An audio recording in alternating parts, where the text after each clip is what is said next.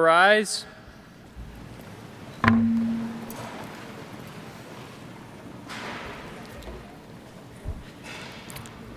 The Honorable James R. Knapp, Judge of the United States District Court presiding. Hear ye, hear ye, hear ye. This Honorable Court of the United States for the Northern District of Ohio, Western Division, is now open for the transaction of business pursuant to adjournment. All persons having business before this Honorable Court will draw nigh, give attention, and ye shall be heard. God save the United States of America and this Honorable Court. Please be seated.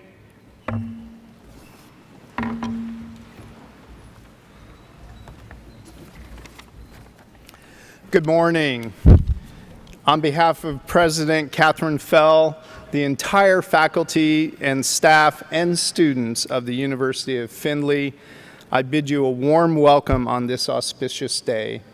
My name is Darren Fields. I'm the Executive Vice President for Academic Affairs here at the University of Findlay, and it is truly an honor to welcome you to our campus as we host this wonderful occasion of you becoming citizens of the United States of America.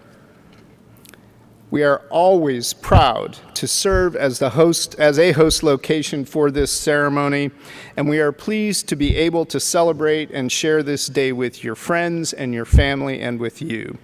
We hope that the arms of our campus extend out to you like the arms of our nation on this important occasion. I wish you all the very best of fortune and happiness in your new lives as American citizens. Thank you.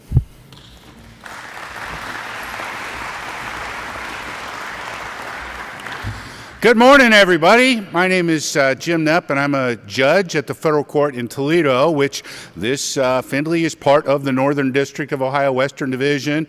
And if you think it's a hike for you guys, it keeps going all the way down to Marion to the southwest, and south of Lima to the south, and over toward Fort Recovery and Grand Lake St. Mary to the southwest. So it's 21 counties all come to Toledo for federal court. We're building a brand new building, which hopefully you'll all get a chance to come and see sometime, but it is your federal court.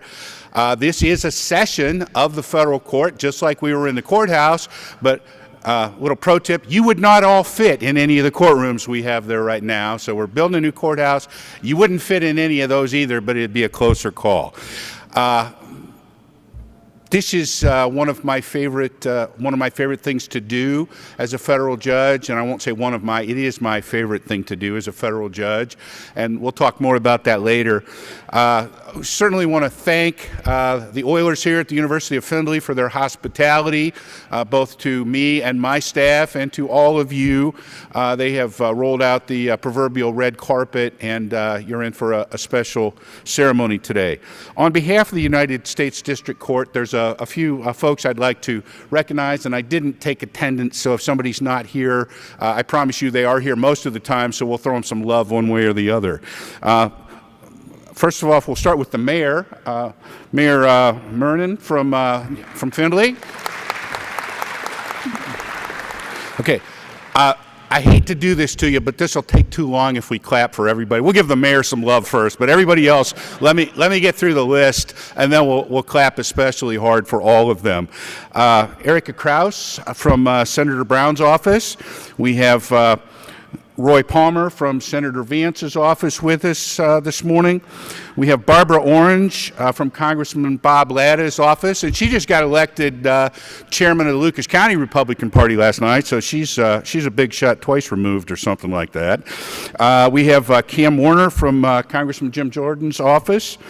We have some folks, well, let me say Jeff Young from the Fulton County ESC is with us here today. We have some folks from the Toledo-Lucas County League of Women Voters. They're way back there. If you haven't talked to them yet, you will, because they're going to try and register you all to vote, which would be maybe your first act as a citizen, and it'd be a very important step and something that I bet more than a few of you have been looking forward to. We also have some folks here from the Bowling Green League of Women Voters. They're back there too. See how they all get along, even though they're from the I-75 rivalry, they all get along back there. We've got the distinguished ushers listed in the program, I'm not going to read all of them, but it's sort of a who's who at the University of Findlay, I think, and we thank them for their hospitality here this morning. The University of Findlay Singers are going to be helping us out, the Riverdale High School Concert Band. Shout out to the Toledo Zoo. They gave all of you a family membership to the zoo. Clearly one of the best zoos in the country, and you could probably support the hypothesis, the best zoo in the country, but you all have a membership for that, which is a significant value, and come out and see the animals and then see the lights during the holiday season. I need to personally thank my staff from the courthouse who has come here today to help out. We have Denise Sims, who is the jury and naturalization coordinator, my courtroom deputy, which is court talk for the boss. Jennifer Beaver is here. And it's not funny when I call her office the Beaver Den, okay? Only I laugh about that. And one of my law clerks, a young man named Hussein Kazwini, who is on to great things, and someday he'll be, I'm confident he will be a very successful lawyer as he sets off on his practice in a year or so with one of the biggest firms in Toledo. Also, thanks to the U.S. Marshals for providing some security here today for us. They are always, when we're out and about in the public, they're one of their many jobs as the oldest federal police department is protection of judicial officers, so they do that.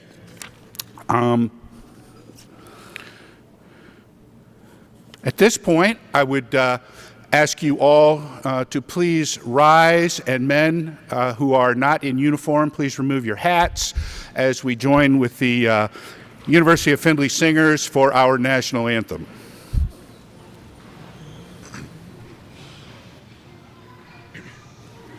Oh, say, can you see by the dawn's early light what so proudly we hailed at the twilight's last gleaming, whose broad stripes and bright stars through the perilous fight o'er the ramparts we watched were so gallantly streaming, and the rocket's red glare, the bombs bursting in air, gave proof through the night that our flag was still there.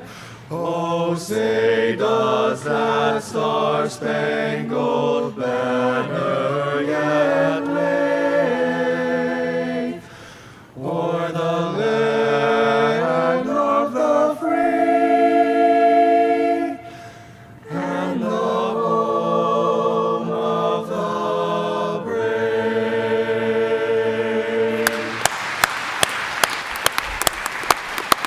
Please be seated.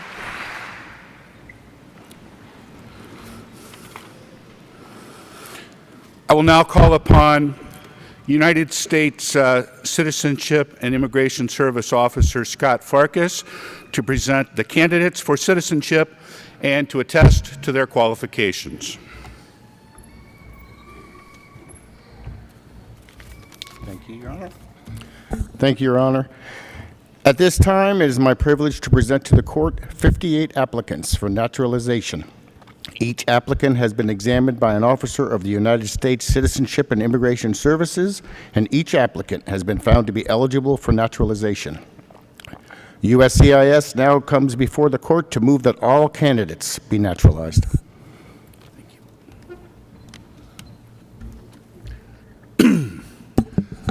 I should probably go ahead and grant that motion, don't you think? That motion is granted.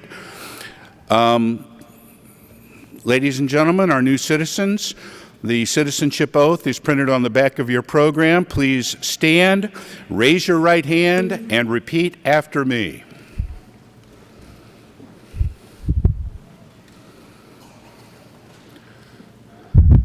And I'll say stand if you're able. If that's a physical challenge for anybody, you're welcome to remain seated. It counts either way, I promise. would you feel more comfortable being seated? You're welcome to be seated if it's going to be hard for you to stand. Okay?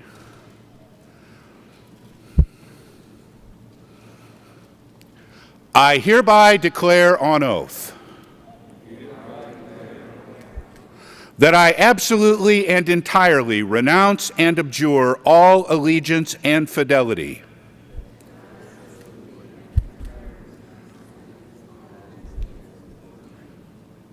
to any foreign prince, potentate, state, or sovereignty,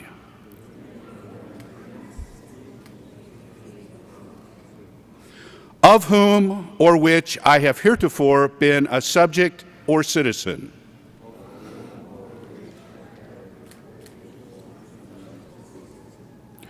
that I will support and defend the Constitution and laws of the United States of America against all enemies, foreign and domestic,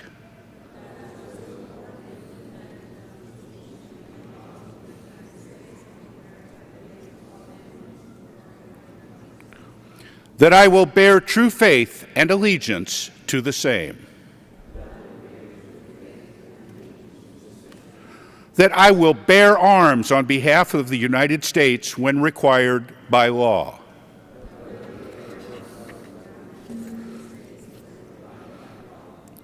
and that I will perform non-combatant service in the armed forces of the United States when required by law,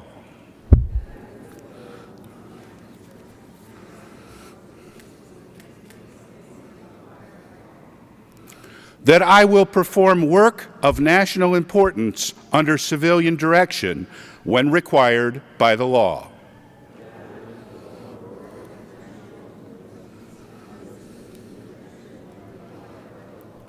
and that I take this obligation freely without any mental reservation or purpose of evasion, so help me God.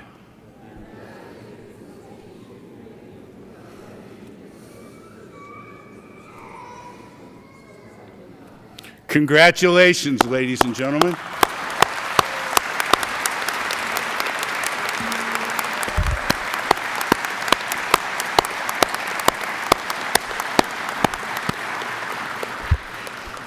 Please, everyone else, rise now as I call upon Isaiah Hall, Sergeant at Arms for the Student Government Association, to lead our newest citizens and all of us in the Pledge of Allegiance.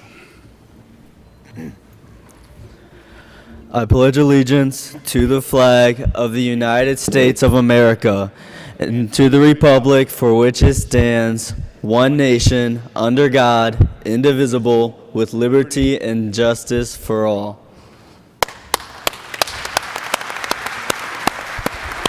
Please be seated.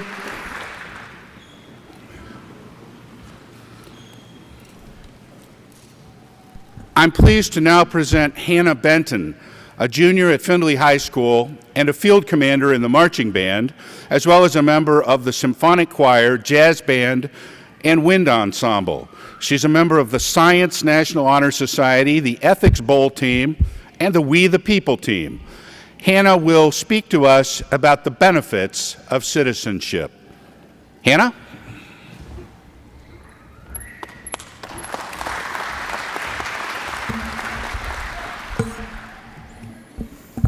To America's newest citizens, I would first like to congratulate you all on this monumental step you have just taken, and welcome you to this new chapter of your life as a citizen of the United States. In the words of former President George W. Bush, America's welcoming society is more than a cultural tradition. It is a fundamental promise of our democracy. Our Constitution does not limit citizenship by background or by birth. Instead, our nation is bound together by a shared love of liberty and a conviction that all people are created with dignity and value. Through the generations, Americans have upheld that vision by welcoming new citizens from across the globe, and that has made us stand apart. Becoming a citizen of the United States provides substantial benefits. These include, but are not limited to, receiving full social supplemental benefits upon retirement, protection from a formidable military, and the ability to travel freely between countries. Citizenship also means gaining the right to vote in elections and the opportunity to hold public office. Exercising these rights is key, as it allows you to become an active participant and have a voice in government. U.S. citizens are also able to sponsor family members to come to this country, including but not limited to parents, brothers, and sisters. While all of these advantages are incredibly significant, the most important benefit of becoming a United States citizen is the enjoyment of this country's commitment to unalienable rights and liberties, the same commitment that our framers built this grand country upon so many years ago. These things aside, perhaps one of the most overlooked benefits of citizenship is the pride that comes with being an American. The strength gained through hardships now belongs to you, as well as the confidence gained through this nation's triumphs. By becoming a citizen today, you have all proven your willingness to become a part of this great nation. Congratulations and welcome.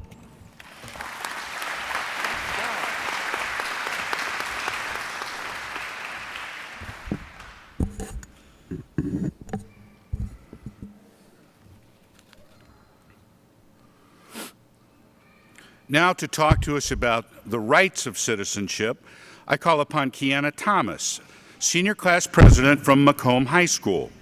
She's a member of Leo's Club, the National Honor Society, and the Teen Institute, carrying a 3.899 GPA. She has received multiple academic awards, including being the top student in chemistry and top college prep writer in English. Even more importantly, she mentors and tutors other students and has run fundraisers for the Leukemia and Lymphoma Society. She will be flying high at The Ohio State University, where she plans to major in aviation. Kiana?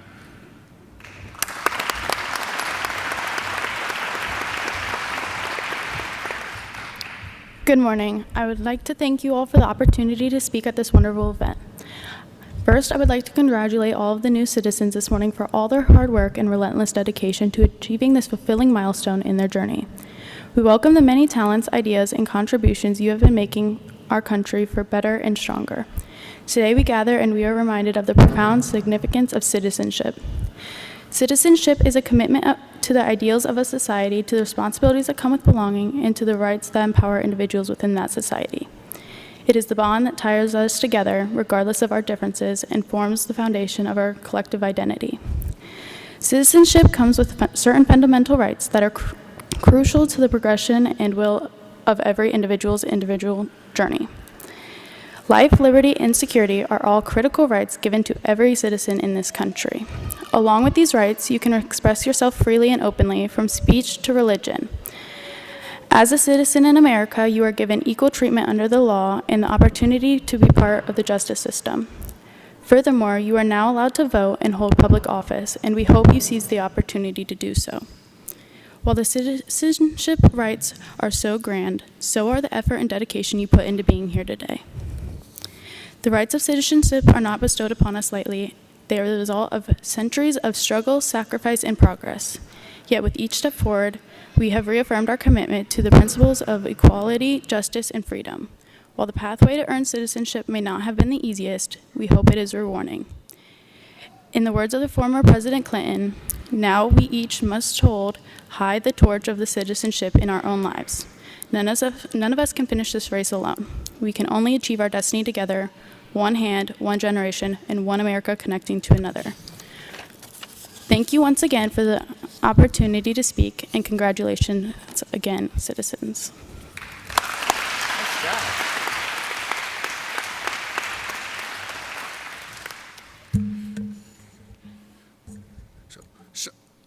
As one of my field prior careers was as an audio engineer and radio guy, we're missing a pop filter on this microphone, so the kids aren't doing anything wrong. It's the microphone is hearing it every time they go.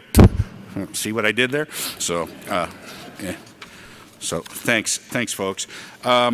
I think next up we're going to call on Carson Scalina, a senior at Corey Rawson Schools. He has excelled on and off the fields and court as a three-sport, three-time captain varsity athlete who also maintains a, get this, 4.0 grade point average and will graduate as valedictorian of his class.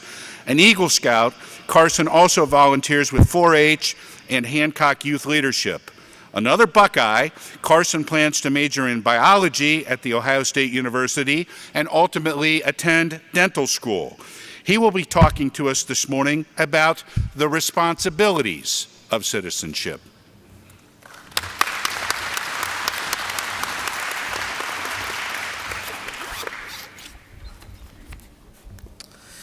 Good morning, everyone. I am honored for this opportunity to speak in front of you today, and I hope my words will go with you as you leave. I'm a senior this year in high school, and in just over a month, I will walk across the stage at my graduation to receive my diploma. For me, this marks the end of one chapter of my life and the beginning of something completely new. For all of you, that event happens today and will affect your life forever. You will leave here today as citizens of the United States of America. You will get to enjoy freedoms like no other and have unparalleled opportunity within this great land. But you will also have responsibilities as a citizen. It will be your responsibility to be an informed voter in the United States, and it is a privilege to vote. Our responsibility to make informed decisions on any change we want to see made within our government.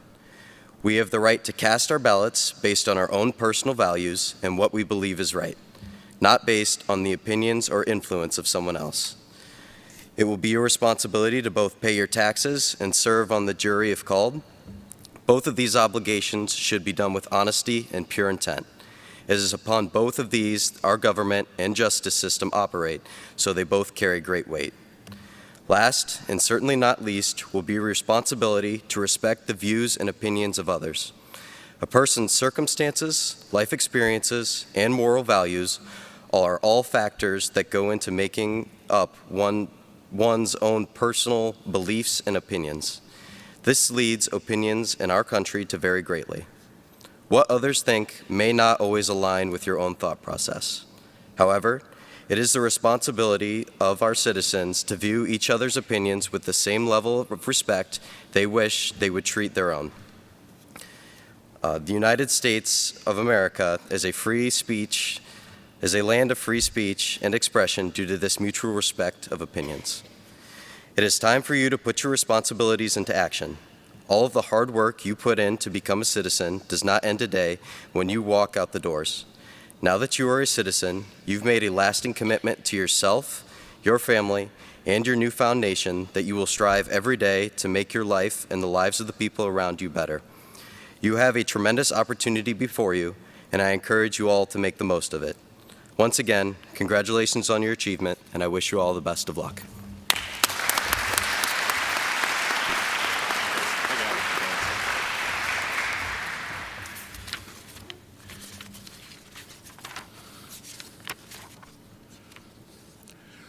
Our final student presenter this morning is Chloe Rao from Arlington High School, who will share some life stories of citizenship. Chloe is involved with the National Honor Society, media writing, quiz bowl, and loud crowd. She enjoys different forms of art and music and gives her time to help various organizations around Arlington with their social media presence.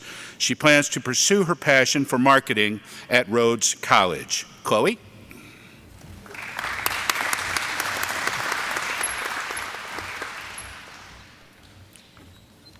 I would like to give my thanks for this opportunity to speak to you all. When I was told I was given this amazing chance to talk about the life stories that come with citizenship, I wanted to make sure this was about the stories of those who did the work and made it to the place you are today. These stories are from people who may have had similar experiences to you in gaining citizenship or completely different. Either way, know you are not alone in this nor anything after this. These stories all come from the book titled Short Stories from New Citizens by Christopher Patton and Dana Chisnell. The first story I wanted to talk about is the story of Grace. In her home country of Cameroon, she was an activist who was persecuted due to expressing her own beliefs. This meant that coming to the U.S. was more for survival, at least to start. Coming to the U.S. also gave Grace a chance to find a sense of community and belonging. It took her a minute to truly feel like she belonged as she struggled to want to start to learn English. She felt like she could never have the motivation to start learning until she met an interviewer who had the patience to ask her questions in many different ways until she could understand. Grace says that becoming a citizen has made her feel empowered, and when asking what becoming a citizen feels like, all she could say was so great. It's just beautiful. Now for Sashini's story. Sashini talks about how she came to the U.S. from Sri Lanka. Her reason for coming to the U.S. was quite different from others. Sashini's reason was falling in love. She also wanted an American education for the best chance to get a U.S. job. New York was where she had resided for 5 years until it became too expensive of a place to raise a family. From there, she and her husband moved to Virginia, then found a neighborhood that valued things like volunteering and community. This led her to want to volunteer to help any organizations with kids. Her explanation of citizenship and being an American is being involved and feeling a responsibility to make things better around you. The last story I want to tell is Eric's. He made his way to the U.S. from Mexico. In the U.S., he owns 2 restaurants that are in the Detroit area. Eric cares a lot about his employees in the restaurants, saying you need to know your neighbors and people have to know you. He also talked about an example of him being engaged in his community by doing things like collaborating with local animal shelters to raise money for them. For Eric, not knowing English had made him feel left out of the world and made him want to find a living situation that would keep him from feeling so left out. Eric had many reasons to want to come to the U.S. The U.S. always seemed like a better place to be in his life. Being naturalized meant that his kids, his restaurant, and his whole life would not be taken from him. He wanted that safety. He wanted the feeling that he won't have everything he built in the U.S. ripped from him. Since naturalization, Eric hopes to one day open a more high-end restaurant in downtown Detroit. His idea of being an American is being a country of many opportunities. This may have seemed like a lot of stories, but for good reason. I hope the more stories told, the more likely chance for someone to feel comforted by relating to anything big or small. I had also hoped that you could see the similarities between these stories and coming to America, looking for freedom and opportunity in some way. If freedom and opportunity are what you're looking for, I hope you find it here. Thank you.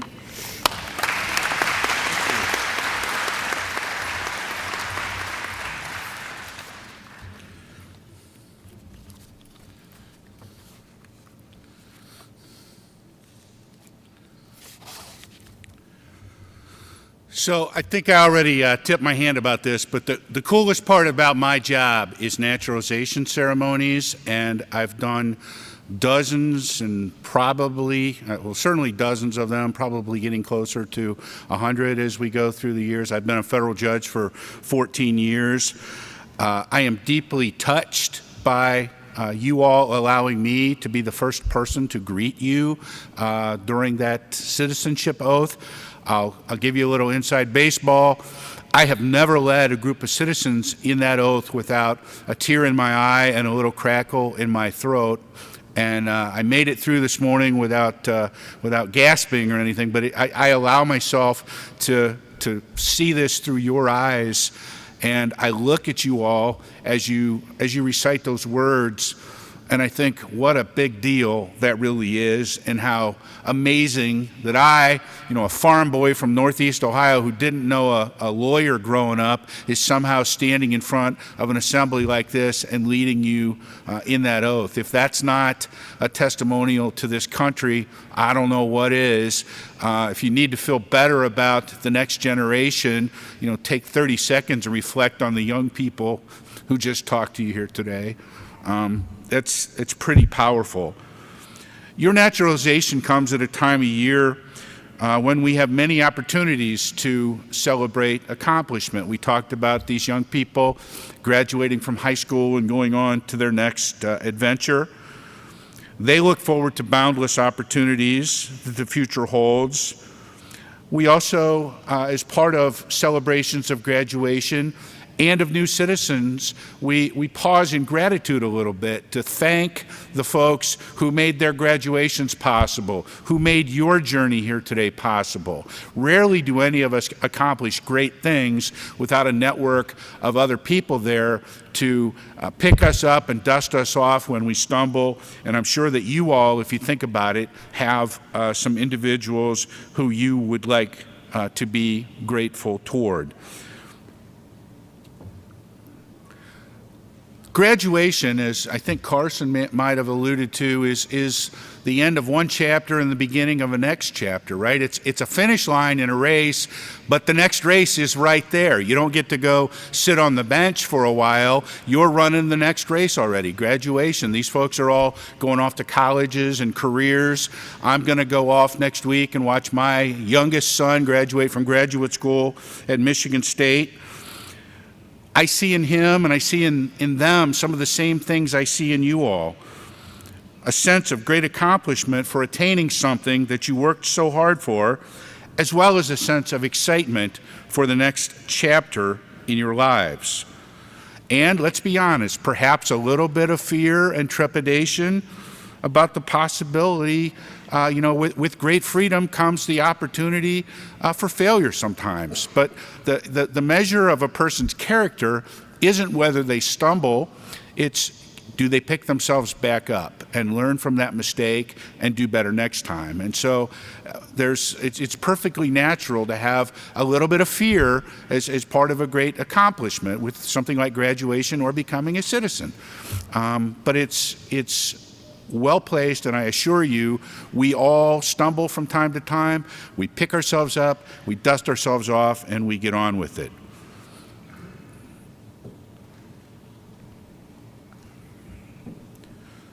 My new fellow citizens, I'll also, a little bit more inside baseball. These guys, it's almost like they read my speech because they stole all my good lines, so I'm not gonna, plow that field again because these young people have done a miraculous job of talking to you about some of the themes that I like to talk about with new citizens, both the rights and responsibilities of being a citizen, and they are substantial. But I guess one way I would sum that all up at this point is being a U.S. citizen isn't just about having a new place to live. Let's be clear, you guys own the place now, okay? This is as much your country as it is my country or anyone else's here. You have every right as a citizen that any of us have. As Hannah, Kiana, Carson, and Chloe told us, as citizens, we have all the same rights and all the same responsibilities. As Americans, we reserve to ourselves the most important decisions, indeed decisions of life and death. Those decisions are not made for us by the government. They're made by you, my fellow citizens, who may be called upon to sit in judgment as a member of a jury, which is, if you think about it, the highest calling of civil duty that any of us will ever have, with the possible exception of picking up a rifle in a time of war. The highest calling that we have. Voting is important, but jury duty is more important, okay? Because you will be one of 12 individuals deciding what rights and what freedoms are stripped from one of our fellow citizens through due process in a criminal trial or treasure taken away in a civil trial. That is something that we reserve to ourselves. We don't trust the government with that. We reserve it to ourselves. And I hope to the extent any of you receive jury summons, you look at it as the civil obligation and civil duty that it is, and not something to figure out what can I say to get disqualified or something like that. It is the highest calling, and that comes, the first person I heard say that was the judge that I clerked for, who literally fought in the Battle of the Bulge in World War II as an artillery officer, and he was quick to say that the highest calling that any of us have is serving on a jury. We're also a country where our citizens, I've already told you our judges, but our citizens are the people who make up our leaders. We don't have a ruling class. Our leaders are ordinary citizens who are put into office by, in the case of elected officials, elections, in the case of federal judges anyway, by a process of appointment and confirmation by the Senate. You all will exercise amazing power on Election Day, and that's why I threw the love out to the League of Women Voters, who I will be surprised if any of you are able to leave today without being asked if you'd like to register if you haven't already. I'm proud to now call you all my fellow citizens. And together with all of our other fellow citizens gathered here today, I call upon you to rise to the challenge to participate fully, to respect and hold sacred the awesome power, privilege, and responsibility that you all now share fully as American citizens. Congratulations to you all.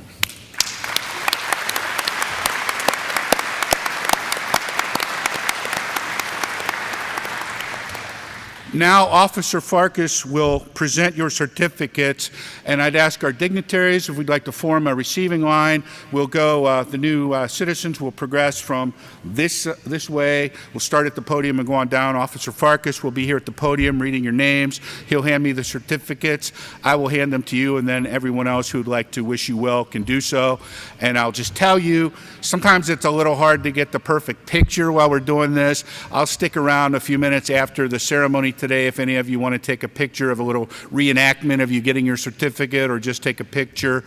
My wife assures me regularly that nobody really wants a picture with me. They want a picture of the guy in the judge costume. So I'll be here for that. So same thing when you go to Disney World. You don't know who's in the Mickey Mouse thing, right? So sorry if any kids are here. But anyway, my wife calls these the Mickey Mouse pictures. But anyway, I'll be happy to take a picture with any of you that you'd like. So Officer Farkas.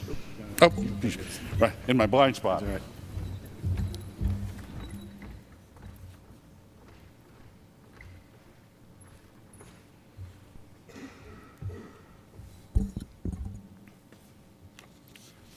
Pitar Kashev.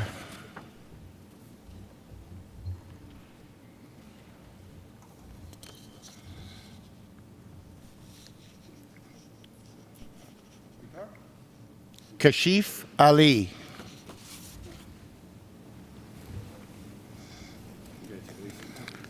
Jose Zamudio.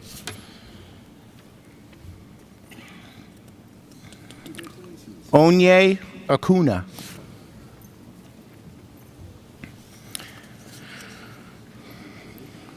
Jane Francis Acuna.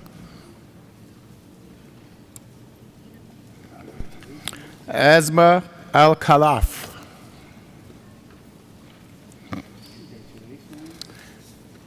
Kwamar Nawish. Lama Emire.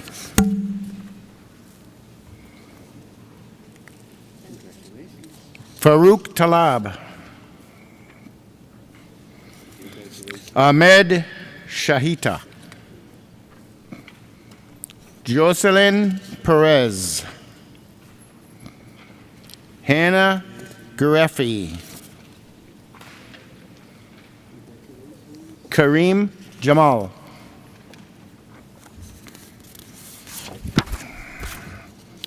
Jin Chen.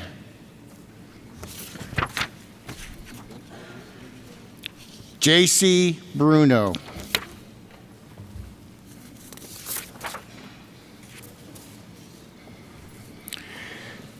Hisham Al-Jalah.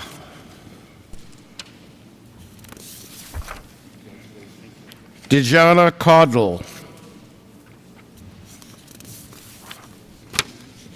Nanyabin Patel. Matthew Ria.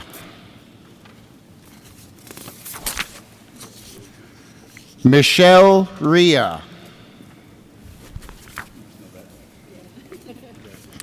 Jonathan Reed.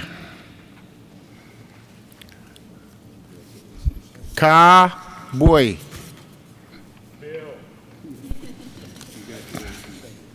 Huria Tahan.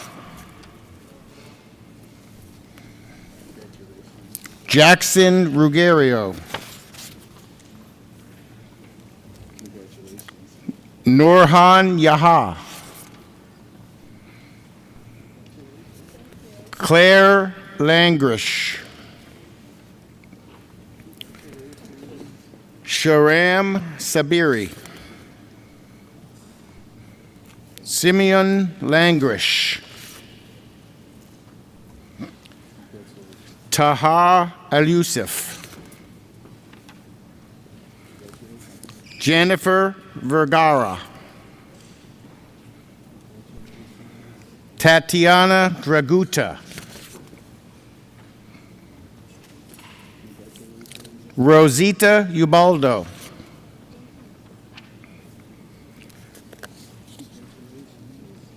Martin Raphael.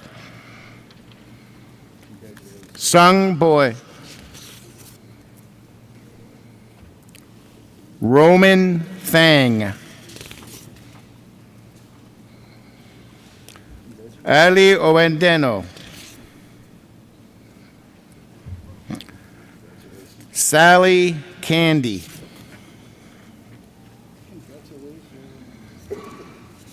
Anna Zulaga. Frederick Okai. Vanit Patel. Malik Patel. Vladimir Gontar.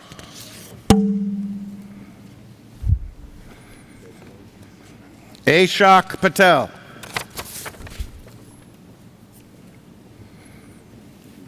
Fuad Jarouche. Tarek Rod. Muhammad Ali. Javante Aiken. Luis Ramos. Jomario De Silva. Jose Campos. Joyce Agawaka. Sorry. Lubna Smaley. Nor Major. Mingjin Yu. Cherish Tomera. Jose Delgado. Chen Cao.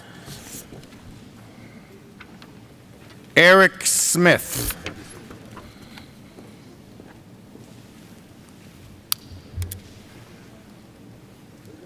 That's everybody. Yeah. Oh, well. Thank you, Your Honor. Thank you.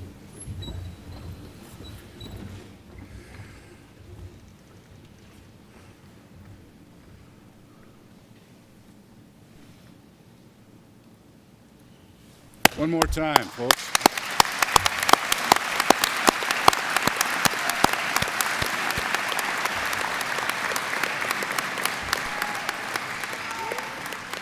Our bailiff for the day, Seth Delhausen, will adjourn court, and then the Riverdale High School Band will perform America the Beautiful to conclude our ceremony.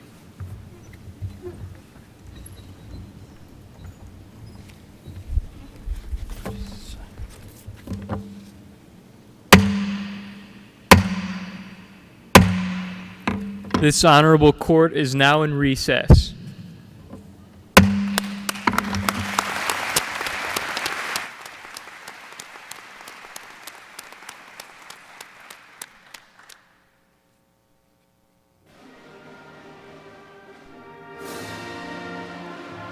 Nicely done.